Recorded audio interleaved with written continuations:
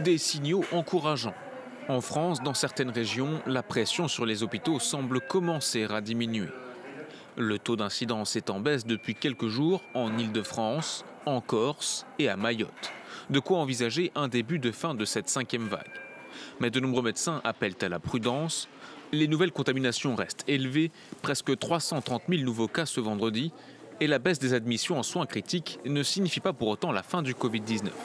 La vague Delta, qui est essentiellement responsable des admissions pour forme grave de la maladie, n'a toujours pas disparu. Alors certes, elle est en décrue, mais elle reste sur un plateau qui baisse lentement.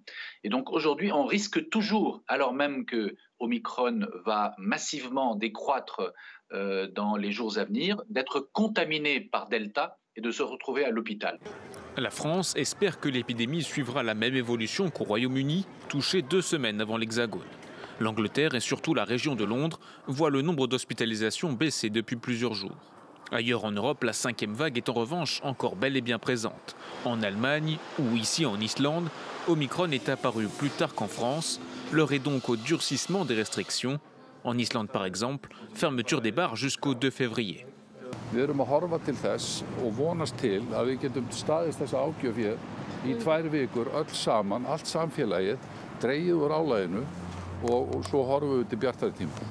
Sur cette île qui compte plus de 350 000 habitants, 1200 nouveaux cas chaque jour ont été détectés en moyenne cette semaine. Dans ces pays comme en France, de nombreux médecins estiment que la vaccination, en particulier des plus âgés, est encore insuffisante pour atteindre une immunité collective.